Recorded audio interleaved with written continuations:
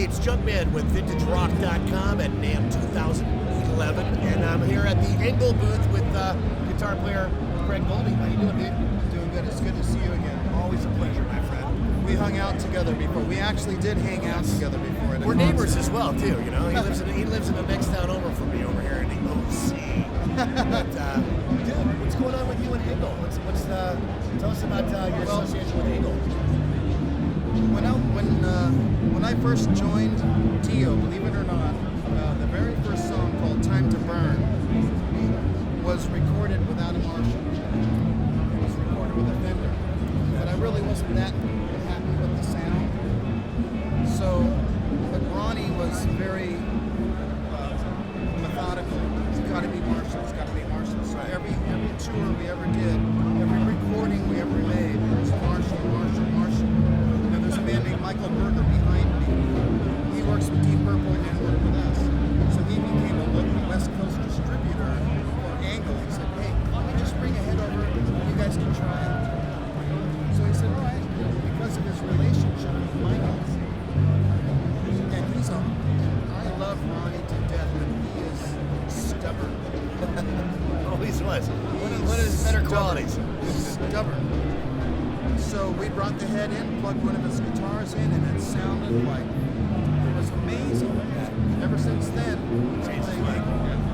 well, you're one of the few that's been able to do that. I know. You know? So, yeah, it's been a tough year for all of us, you know, that knew him and loved him. And, you know, you've really come out, and I've seen you do a lot of interviews about Ronnie and things like that, but you know what? You've got new stuff that's going on, and it's a new year and things like that. Tell us about what 2011 is going to hold for Greg Goldy this year. You got a lot of things going on that we had mentioned before. What words can I use? I don't know. You got something going on. You got a new band. You got a new. What can I cuss? You can say whatever the fuck you want to say. So what I'm trying to do is, I saw in the future that there was going to be a band that was going to bring the holy shit factor back again. Everybody was going to look good. Everybody was going to play good. And everybody was going to, it's going to be like holy shit. So I decided, because I used to do that all the time. I used to, I'd get these ideas for inventions, and then I'd see them in the shop on the image catalog a year later. Yeah, right. That's my idea. So I got tired of being beat first. They always got theirs first. I don't want it to be. So what I'm doing is I'm putting a band together that I believe is going to bring back the holy shit factor. Where everybody looks good, everybody sounds good. The singer is going to be able to do the stuff that nobody can do anymore because they're old. You know, Corpordale can't hit that high note. Right. And Robert Plant can't do those high notes anymore. Even Ian Gillan can't do those high notes. This singer can, night after night after night, hour after hour after hour, song after song after song. And he looks good, and he's a good person. And what are you going to call this project? I don't know yet. Not yet, huh? Yeah, maybe holy shit. You don't have the holy shit name yet. You know, you gotta brand that one. You know, so that's cool. Now, but also real quick, we're gonna bring back also the '80s. It's gonna be '80s based, but it's not gonna be the same old, the original material. Because that's where a lot of '80s guys go off. It's the same old, same old. There's gonna be twists and turns. So with those twists and turns, and then with that kind of talent and the look and everything together, is gonna bring back the holy shit factor. I'll look forward to saying holy shit along with it. Have you got an ETA on any of this stuff? Well, we're already recording and writing and recording now.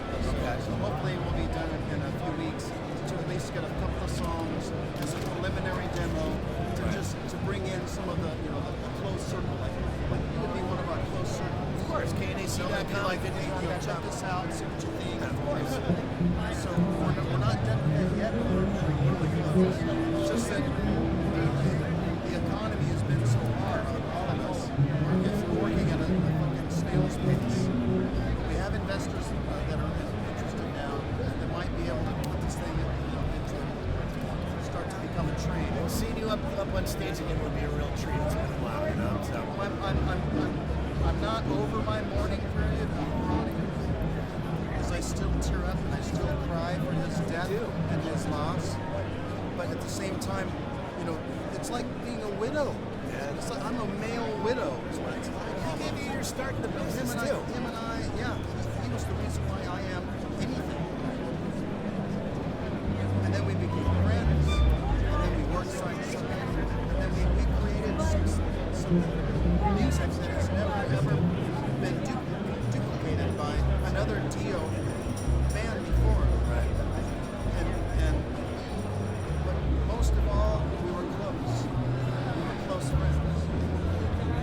Well, he treated everybody that way as well, too. That's what everybody. He always made me feel like I was 100 feet tall, and I was the only guy in the room whenever he was talking. We spoke so many times, like even at like the NAMM show. There'd be people waiting in line, but he would be like this. I know. You know? That's And it where I wasn't learned always it about from. music; it was about hockey. Where do you think I hockey. learned that I know. from? We both like hockey and everything like that. You know, we would talk about beer and hockey as opposed to talking about music. You know, that's what I miss about him the most. But, I know, like I said, he gave me your start in the business. How did that all start? You know, I've never really gotten the whole story about how he. Okay, well, you came out of San Diego. That I know. I was living in a car that wasn't even mine. So they say, what do you call a musician without a girlfriend? Almost.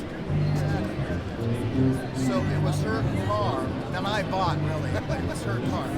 So I'm living in a car that wasn't even mine on the streets of San Diego. Right? I had no connections to the music industry whatsoever.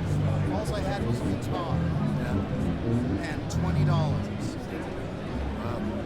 So I found a guy who was willing to record a demo for me for $20 and a case of beer. So the singer bought the case of beer. And then at that time I was working with a band. And when the singer left, actually, he left me to go to LA. And then eventually that band that he joined, a band called Warrior, became friends with Rough Cut. And he promised me, he goes, dude, I know I left you behind, but I'm not going to fuck you over. So I'm bringing your demo tapes with me. So we laid that demo tape, my last $20, and he gave it to the drummer of Rough Cut, which got to Ronnie. And then just recently I was told by the drummer of Rough Cut what really went down. Right. Because when Randy Rhoads died, you know, and Jake took his place, Ronnie told that drummer, you're fucked. You're never going to find a guy to replace him. And then all of a sudden this tape was like, you got to bring this guy up. So everybody in all of LA, everybody that had a name for themselves came to LA to do the audition. And Ronnie was there. He doesn't do that. He wanted to do that because I was going to be with him. So what happened was, and they had to hire gear for me. All I had was a guitar. You didn't have anything but the car, the guitar. Yeah. So I started playing stuff, and then he was doing Holy Diver.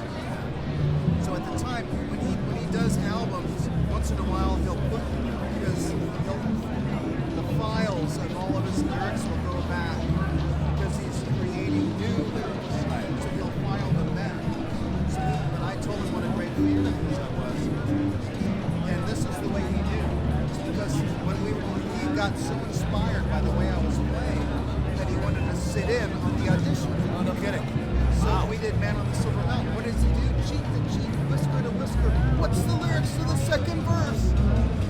You know, Heaven and Hell and Man on the Silver Mountain. Right. And you were able to bring that out on him. Boom, just like that. It's terrific. And then after that, you know, there was a moment in time when we were. He said that him and Richie used to be able to improvise on stage. So that's what we did. Until Richie got tired of it. And then at one point, him and I actually improvised the exact same melody, the exact same notes, the exact same content. Totally And he blew his looked mind. at me, he was like, who the fuck are you? How did you do that? And then there's one more story if we got time. Oh, of course. When I was in Rough Cut, we had two guitar players.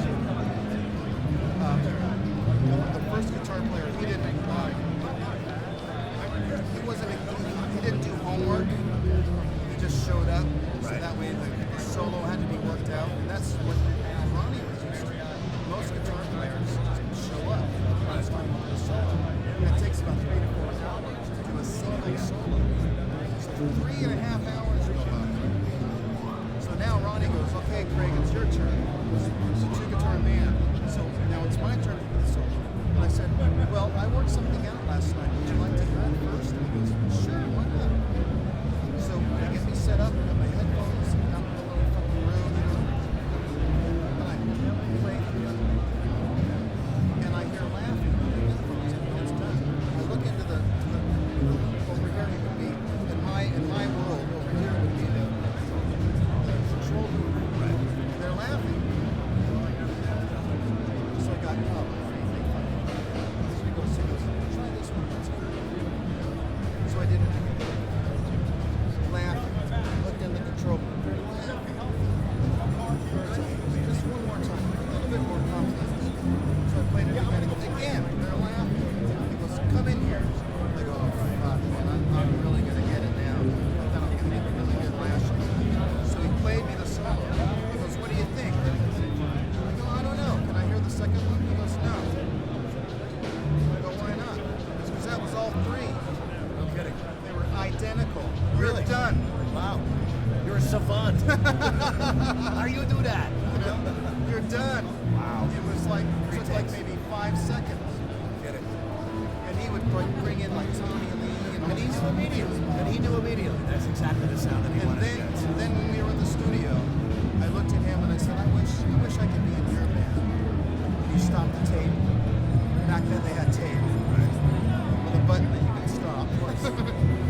And I got, oh shit, I really pissed him off now. He goes, you know what? If Vivian ever doesn't work out, you'd be my first choice. And that's how it happened. And the rest is history. And then we joined the band later on again, too, you know? For what turned out to be, I guess, the final tour. Well, we did Magica, you know, we did Magica together and the Master of the Moon. Because there was always, in my life, because he knows me, right? He's such a good man. That when there's family members who need me and I can't tour because my family members need me, then he replaces me. And there's times in life you have to choose between going on tour or leaving your family members behind. They're going through probably some of the most important moments of their life that are life or death to them. You can't do that. You can't just leave your family members to face life and death and go on tour. You can't do that. So he would replace me and he would ask me back because he knew that was my motive. My motive wasn't being a jerk. It's just trying to be good to my family. Exactly. That's very noble. On both parts. Yeah. Yours is yours is. Yeah, it's just, you know, like I said, I'm kind of like you. Whenever I think about him, I get kind of welled up because he's just, you know, he was just one of those guys, you know.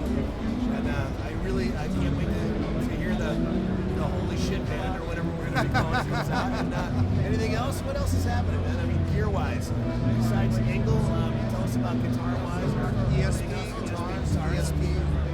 For some reason, I don't know why, but they just make really great guitars. That kind of fell into my lap. We were actually rehearsing at a place called Third Encore. It was right across the street from ESP. So one of the roadies said, hey, I know a guy in ESP. Why don't I bring a guitar over? He says, sure. And he's like, wow. And then that was it. And Those guys over there are some of the best people in the world. Oh, they are. Alan and Jason, all those guys. Alan Steele, great. They're He the came best. to my wedding. Did he? Those people are family. They're brothers. Definitely brothers. I can see why you're with them.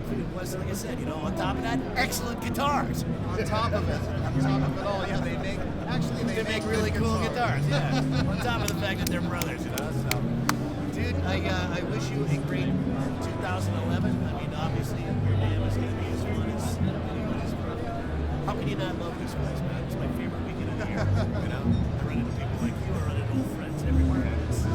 It means everything, you know. So glad I can be a part of Vintage Rock. Thank you so much for asking me to be a part of this. So anytime, man. You know, get a website you want to The last time you and I saw each other was at the Glen Hughes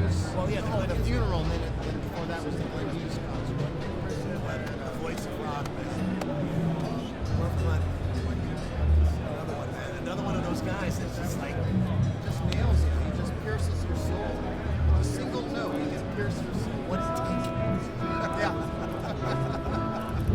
Nonetheless, Junkman with VintageRock.com and the Eagle booth with our good friend Craig Goldy over here at April. Right? Yeah. NAMM 2011 warms up, and we'll be looking for Craig and his new project very soon. So, thanks again. Thanks, Michelle.